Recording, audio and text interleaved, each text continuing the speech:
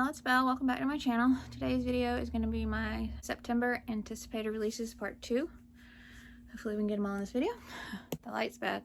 Sorry, it's the evening time. It's been raining. My husband's off this weekend, so this is the only time I have. Date after where we left off, September 15th in the UK. The Shadow Order by Rebecca F. John. 1 year on from the day the shadows shifted and began to show not people's shapes, but their truest selves, teenage friends Teddy, Betsy, and Effie planned to risk all and watch the winter sun rise over Copperwell in defiance of the Shadow Order. But from their hidden vantage point, the three shocked friends witness a mysterious woman shouting a dire warning before being arrested, beaten, and dragged away in handcuffs. The event leads them on an extraordinary series of dangerous adventures as they discover more about the disturbance in the natural world surrounding Copperwell, battle to save their city, and start to recognize their truest selves. Sounds so good. Also on September 15th in the UK, Project Fairy by Jacqueline Wilson. Mab's mom is obsessed with fairies. She even named Mab after the Fairy Queen. Their flat is full of fairy ornaments, tiny fairy furniture, and they've even got fairy lights in the toilet. Mab doesn't quite get it, but she knows that fairies make her mom happy, especially after Dad left. When Mab comes into school with a new fairy dress on her birthday, her teacher gives her a book all about Victorian fairies. She reads it with her mom and her little brother Robin, and she's surprised to see the drawings inside are nothing like the sweet fairies she imagined. But the biggest surprise of all is a tiny thing that tumbles out of the pages of the book. I'm very intrigued, and that cover is so gorgeous. Also on September 15th in the UK, The Little Match Girl Strikes Back by Emma Carroll and Lauren Child. Birdie works hard to feed her family, selling matches on the streets of Victorian London. After an incident leaves her with only 3 matches left, the magical strike of each one sees her tumble into visions of a brighter future. Realizing she has the power to change her own fortune, Birdie leads the match factory workers out on strike, achieving the remarkable through their unity and courage. Like an important and amazing story. Love Emma Carroll. Also on September 15th in the UK, Which Way to Anywhere by Cressida Cowell. K2O Hero is a seemingly ordinary boy. After all, he and his twin sister Isabird have been sworn to keep their family's magical history a secret. Not even their infuriating step-siblings, Theo and Mabel, know that magic exists. They believe K2 to be the most hopeless person they have ever known. But K2 has a secret gift. He draws maps of worlds that are beyond the wildest of imaginations. World with 600 moons, burning rivers, and dark, twisty jungles alive with the plants that hunt by the smell of fear. But what K2 doesn't know is that the maps he draws are real. When their baby sister, Annapec, is kidnapped, the warring step-siblings will have to use K2's gift to find a crossing point into one of those worlds and embark on a daring rescue mission. With a terrible beast and a petrifying robot assassin in their way, they must learn to work together quickly, because the future of their family is at stake. I haven't read anything about her. I'm not really interested in the Dragon series. I don't know if it's the covers or what it is, or maybe they were younger. And then the Wizards of Once, is that what it's called? I have those, or I have a couple of those. But this one sounds really good. Also on September 15th in the UK, The Night We Got Stuck in a Story by Ben Miller. Alana and Harrison are staying with their grandparents when they discover their favorite tree to play in is under threat. That night, a magical golden thread leads them up through the hollow of the tree into a storybook land where wind and rain rage and a fearsome beast terrifies all who live there. When Harrison is kidnapped by the evil Spider Queen, Lana must do whatever it takes to find him, save the villagers, and restore the balance of the storybook world before the night is out. Any books by him by now, and I really want to read them. They just sound so good. And on to the September 20th in the US. Just a brief mention, I had this in our last anticipated releases, but it was a UK release. The US edition is coming out. Mia and the Lightcasters by Janelle McCurdy, and this is the cover for that, and it's beautiful. And this was in a recent book haul because the publisher sent it to me. Thank you so much. The Book of 7 Spells by Charlie Lovett. So I'm excited to read that soon because it's coming out soon. And then also on September 20th in the US, The Vanquishers by Kaylin Bayram. Malika Boog Wilson and her best friends have grown up idolizing the Vanquishers, a group of heroic vampire hunters who wiped out the last horde of the undead decades ago. Nowadays, most people don't even know the most basic vampire precautions. The days of garlic wreaths and early curfews are long gone, but Boog's parents still follow the old rules, much to her embarrassment. When a friend goes missing, Boog isn't sure what to think. Could it be the school counselor, Mr. Rupert, who definitely seems to be hiding something? Or could it be something more dangerous? Boog is determined to save her friend, but is she ready to admit vampires might not be vanquished after all? No one ever expected the Vanquishers to return, but if their town needs protection from the undead, Boog knows who to call. Inspired by Buffy the Vampire Slayer and The Watchmen, this adventure launches readers into an exciting new series. I'm so excited. You had me at Buffy. Also on September 20th in the US, Island of Spies by Sheila Turnage. 12-year-old Stick Lawson lives on Hatteras Island, North Carolina, where life moves steady as the tides. and mysteries abound as long as you look really hard for them. Stick and her friends, Rain and Neb, are good at looking hard. They call themselves the Dime Novel Kids, and the only thing Stick wants more than a paying case for them to solve is respect that comes with it. But on Hatteras, the tides are changing. World War II looms. Curious newcomers have appeared on the small island, and in the waters off its shores a wartime menace lurks that will upend Stick's life and those of everyone she loves. The Dimes are about to face more mysteries than they ever could have wished for, and risk more than they ever could have imagined. So excited. Mystery, historical fiction. I grew up on the coast of North Carolina, so very excited that that's the setting. Also on September 20th in the U.S., The Ghost of Drowned Meadow by Kelly Sherman. It started off small, just a drifting outside my window. When Morgan witnesses some eerie happenings in her family's new house, at first she shrugs them off, but as the unsettling dripping noises and the sounds of someone crying become more frequent, she starts to get nervous. Then a neighbor asks Morgan a blood-chilling question: what's it like to live in a haunted house? It seems Morgan's new home is notorious in the town of Port Jefferson, all because of Joseph Claus, a boy who drowned in the 1930s after vanishing from his summer camp. Morgan begins learning all she can about the Claus boy and uncovers the little-known history of the German-American Bund, a fascist organization that indoctrinated children and forced them into labor. Claus wasn't just escaping from any old summer camp. He was fleeing American Nazis. As Morgan discovers the heartbreaking history of her new town, she'll have to do everything she can to protect her family from the spirits it left behind, because the ghost of Joseph Claus is still trying to get home, even if he drowns the people living there. Sounds so good. Spooky story with an important message at its core, so I'm very excited to read that. It was like a quick, fun adventure. September 20th in the U.S., Leonardo and the Time Travelers by Mariah Lai and Patty McGowan. What would you do if a time traveler landed on your doorstep? And Leonardo and the Time Travelers, Jack and Nick, are in Silicon Valley for a summer technology class when they discover a secret time travel app. They bring back the world's first time traveler, Leonardo da Vinci, and an adventure ensues. Joined by Jack's sister Poppy, they solve problems, meet other time travelers, and have a summer they will never forget. Also on September 20th in the U.S., Anissa's International Day by Reem Faruqi. Anissa is super excited about International Day and can't wait to share her mother's samosas with her class. But when someone else has the exact same idea, Anissa is crushed. Going to her aunt's party gives her an idea for the perfect activity instead. Mindy. There's only one problem, and Anissa's best friend doesn't seem to like the idea.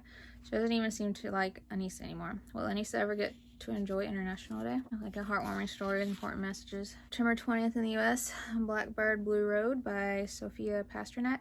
She had a duology out. I love those books so much. Fantasy, but with Jewish culture, like, just so good. So I'm so excited she has a new book coming out.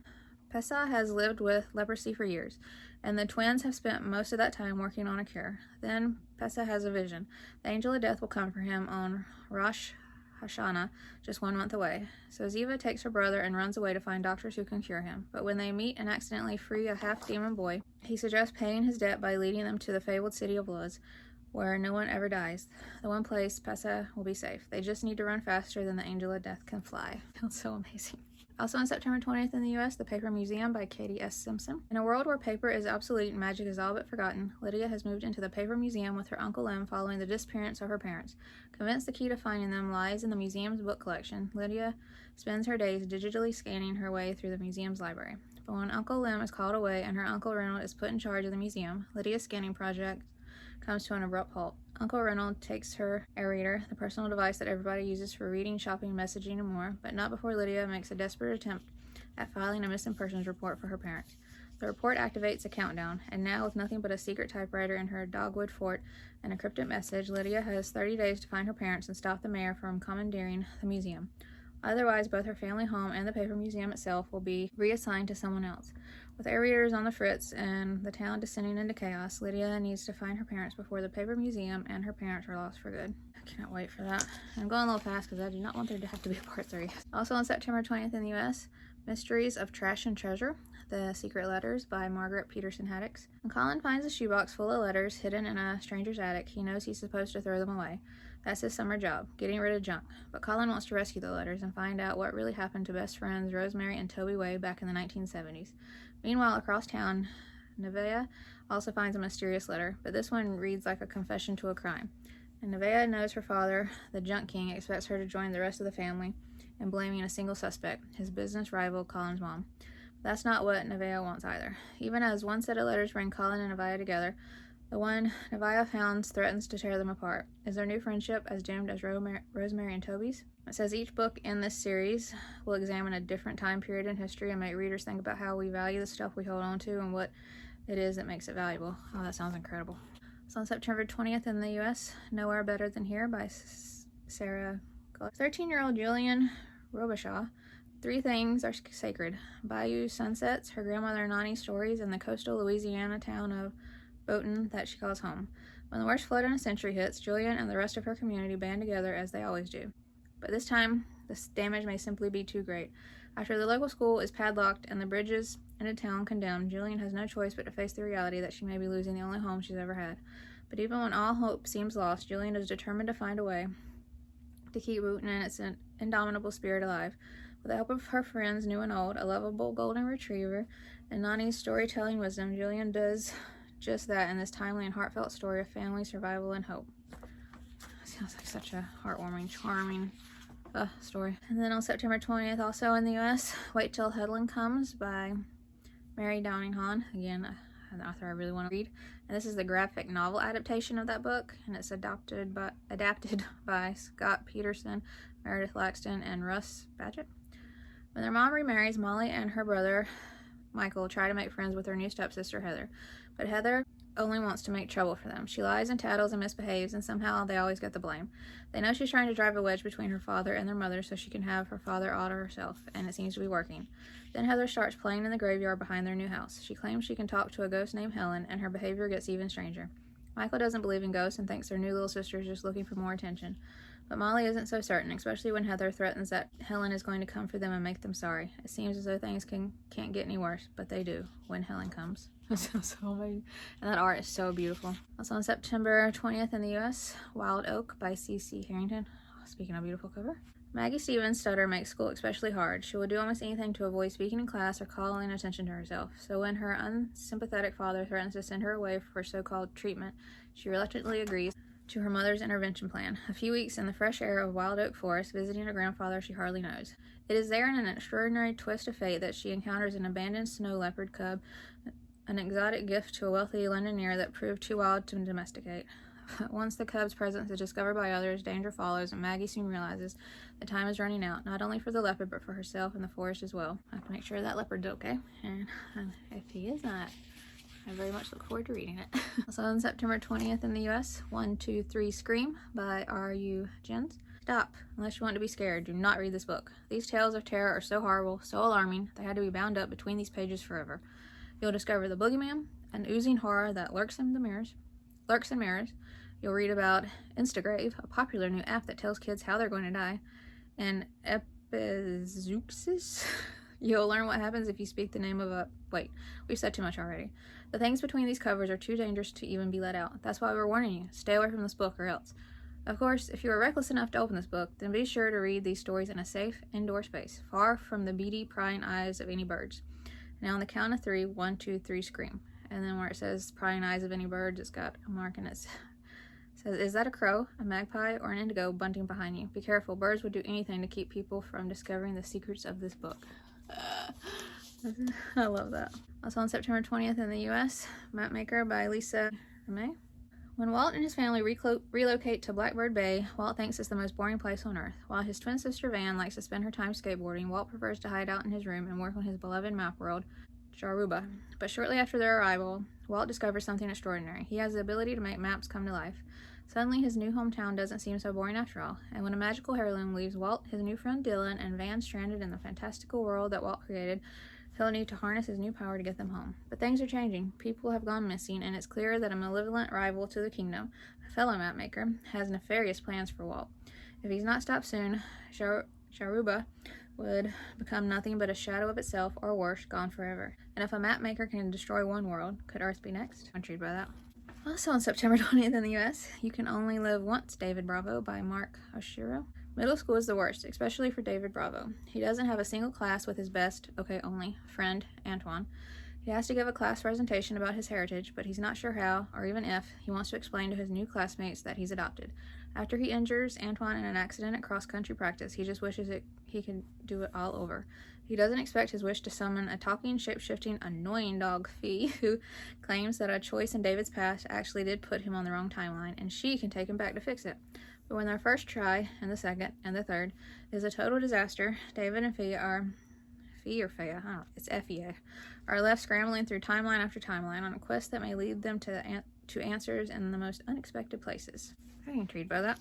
And there's a dog. So on September 20th in the U.S., Sabrina the Teenage Witch. I think it's a graphic novel. And it says the author is the Archie Superstars. Celebrate 60 years of Sabrina the Teenage Witch with this fun, full-color, commemorative collection of magical and mischievous stories. It collects over 500 pages of classic and beloved comic book stories, one from each of the 60 spellbinding years of Sabrina's history.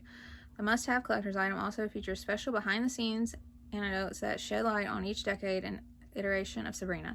The spellbinding tome is the perfect companion to 2021's fan-favorite Best of Archie Comics 80 Years, 80 Stories collection. I love Sabrina the Teenage Witch, so yes, please. Also on September 20th in the U.S., Felina, I think that's how you say it, by Alice Briere-Haquet, was translated, I think, by PEN Award-winning translator Emma Ramadan. And it says a historical sci-fi thriller. You don't see that combination much. Won't be able to put down. I'm so excited. The fly has 10 chromosomes. The hamster 22. The rat 42. The human 46. The chimpanzee 48. The cow 60. And the butterfly 380. London, 1881. There's something a little eerie about Manon. She's not like other girls at the orphanage. Maybe it's her red eyes. Maybe it's her silence. Maybe it's the series of violent deaths that seem to follow her.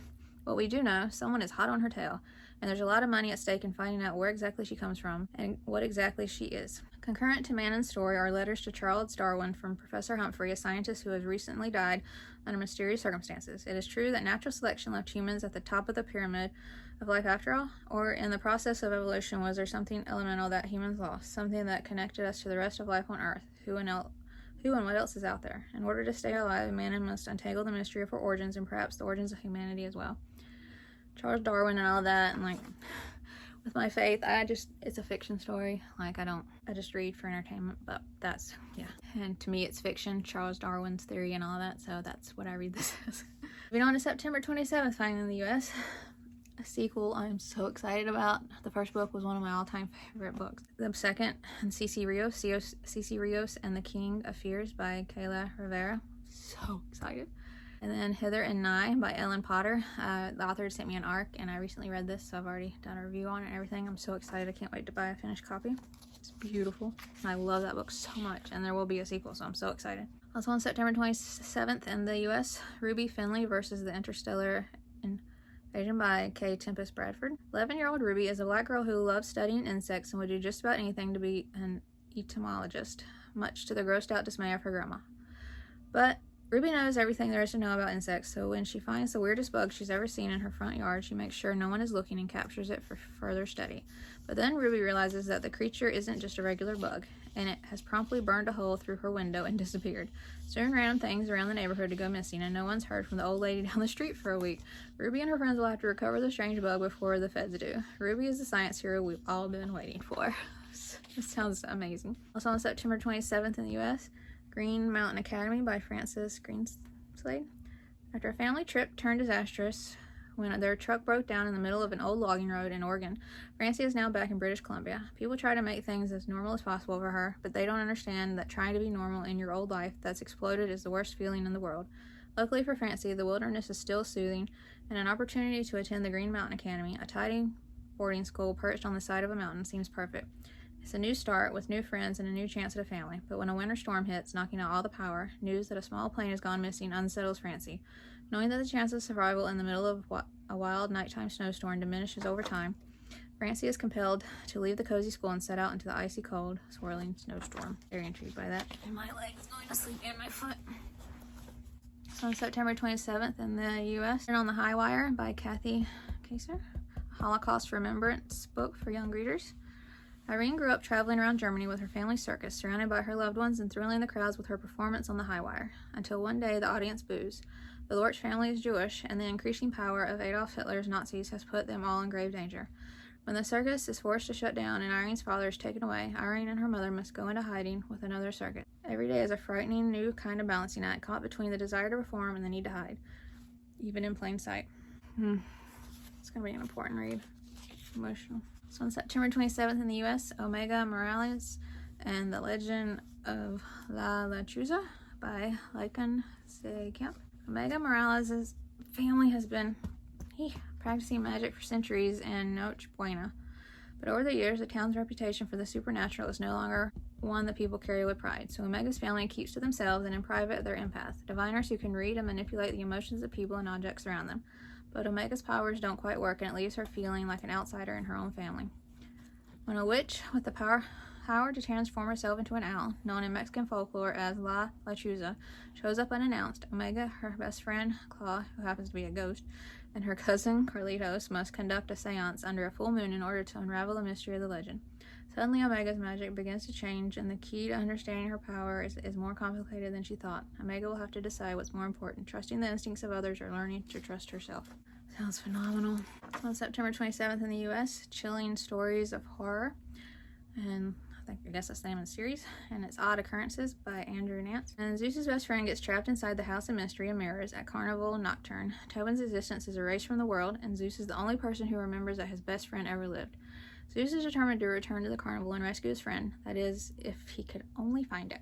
Together with Tobin's sister, Jana, Zeus concocts a plan to conjure Tobin's captors on Halloween night via his paranormal podcast, Odd Occurrences. Listeners are invited to call in and share their supernatural experiences with the audience. From ghostly encounters to haunted dolls, terrifying escape rooms with deadly consequences, to alien-like creatures, Zeus hopes that someone's story will produce a clue that leads him to the mysterious carnival, and ultimately back to Tobin. But little does Zeus know that Tobin is almost out of time. I've ever read a middle grade that has a main focus on a podcast, so very intrigued by that. Also on September 27th in the U.S., Holler of the Fireflies by David Barclay Moore. Javari knew that West Virginia would be different from his home in Bushwick, Brooklyn, but his first day at STEM camp in a little Appalachian town is still a shock. The run-ins with the police are just the same here. Not good. Javari will learn a lot about science, tech, engineering, and math at camp, and also about rich people, racism, and hidden agendas. But it's Cricket, a local boy, budding activist, and occasional thief who will show him a different side of the Holler, blow his mind wide open. Javari is about to have that summer, where everything gets messy and complicated and confusing, and you wouldn't want it any other way. That just sounds so good. And then on September 29th in the UK, The Ministry of Unladylike Activity by Robin Stevens. It's the start of a thrilling new Second World War mystery series, and I'm loving Murder Most Unladylike series, so I'm so happy to see she has another series coming out following that one, because those are in 1930s. This is 1940. Britain is at war, and a secret arm of the British government called the Ministry of Unladylike Activity is training up spies. Enter May Wong, courageous, stubborn, and desperate to help end the war so that she can go home to Hong Kong and leave her annoying school Deep Dean behind forever. I wonder if she's Hazel's sister. I don't think Hazel had a sister. Don't tell me, because I'm only on the 4th book. May knows that she would make the perfect spy. After all, grown-ups always underestimate children like her. When May and her friend Eric are turned away by the ministry, they take matters into their own hands. Masquerading as evacuees, they travel to Elysium Hall, home to the wealthy Veray family, including snobby, dramatic Nuala. They suspect that one of the Verays is passing information to Germany. If they can prove it, the ministry will have to take them on. But there are more secrets at Elysium Hall than May or Eric ever could have imagined. And then someone is murdered. Of course they are. So excited. And also on September 29th in the UK, The Girl, the Ghost, and the Lost Name by Reese Carter. I feel like I've been waiting for this book for so long. I'm so excited. Maybe some ghosts enjoy walking through walls and being invisible. Not me. I never asked to be a kid ghost. With no memory of the kid she was before, she was taken by the witches. Corpse is bound to haunt the rock that doesn't exist forever, until she learns of a treasure, one that can reunite Corpse with her family and her name. She must set off for answers on a journey across the stormy sea, battling magic, zombie skeletons, and monsters. But the witches want the treasure too, and they'll do anything to get to it first. Welcome to Elston Fright, a forgotten town where witches lurk, sea monsters roam, and a girl is on the hunt for answers. Also on September 29th in the UK, Witch Storm by Tim Tilley. Will believes in witches and the stories he's grown up with, of mythical storm lions, disappearing villages, and secret songs. Most of all, he believes the tales of magical treasure hidden in the Fens centuries ago. treasure that he has to find to solve the mystery of his ma's disappearance. Then in the eye of the storm, a witch arrives. She holds the key to finding the lost treasure, a powerful magical stone that can summon storms, but someone else is searching for it too. If it falls into the wrong hands, Will's beloved home could be destroyed, and with it his chances of ever finding his ma. And lastly, on September 29th in the UK, The Spectaculars by Jodie Garnish. 3 figures arrive at Harper's window in a flying canoe, informing her that she is due to start her apprenticeship. Harper discovers she is a spectacular, a magical performer gifted special powers from the stars. Harper is thrilled to be part of the Spectacular's traveling theater and boarding school until everything is plunged into great danger. With her new friends Trick and Thief, Harper sets out to save her school, but while dreams come true at the Wondria, nightmares might just be lurking in the wings. A traveling theater and boarding school, I love that. It says The Greatest Showman meets the Night Circus for children, so looks like it's gonna be a series. Alright, well, that's finally it for the September anticipated releases. Did you see any that you're excited about in this one? Let me know in the comments. And I hope you enjoyed the video. And if you would like to subscribe, I would love that if you'd like to. And I'll see you in my next video. Bye.